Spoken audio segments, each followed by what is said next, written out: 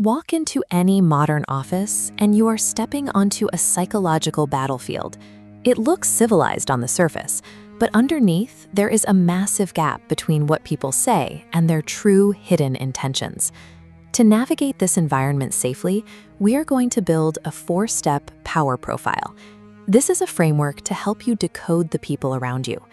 To start, select one specific person at work who confuses or frustrates you.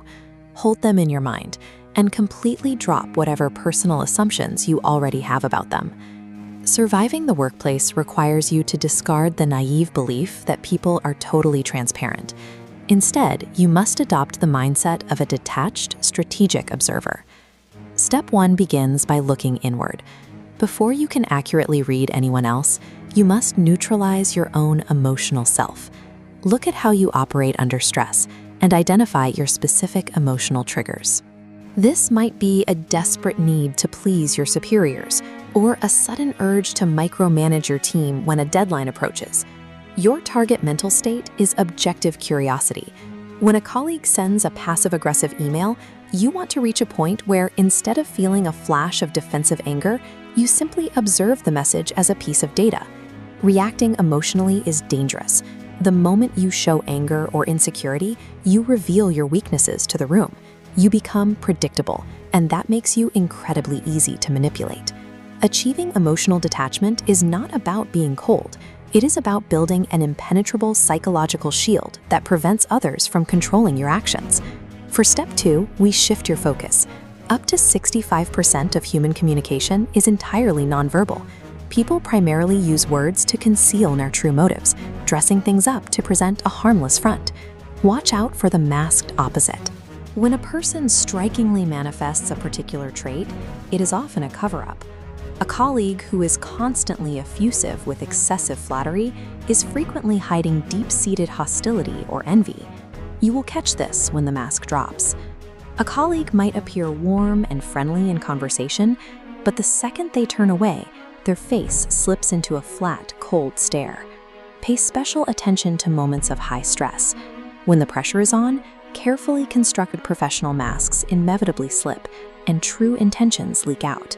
By consistently tracking these nonverbal discrepancies, you strip away your colleague's workplace facade and uncover their baseline character. Step 3 provides a logical framework for analyzing confusing actions. We use an ancient Latin principle, cui bono. This translates to for whose benefit. To apply this, actively ignore a colleague's stated excuse. Instead, track the tangible results of their action backward to find the underlying self-interest. Let's test a real scenario. A colleague suddenly offers unprompted help on your highly visible project. Ignore the excuse that they are just being a team player. Trace the result. They now have access to your work, allowing them to either steal the credit or monitor your progress. This framework takes a move that seems erratic or overly friendly and instantly exposes it as a calculated, predictable maneuver. Self-interest rules human nature. Identifying exactly who benefits from an action is the ultimate lie detector test for office politics. In step 4, you adjust your behavior to survive the hierarchy. Look at this text detailing historical court society. It describes the environment of the courtier as a dangerous game, a dynamic that is identical to the modern office. The primary survival rule here is to mute your colors, downplay your own intelligence, and never outshine the boss. You have to navigate the deadly reality of envy. As this text explains, showing off your skills naturally triggers resentment. It invites subtle sabotage from insecure colleagues the moment you begin to gain power. Contrast the naive employee with the strategic courtier. The naive employee takes words literally and constantly shows off. The strategic courtier speaks minimally through their work, observes quietly, and allows others to feel superior. Avoid the trap of oversharing personal information.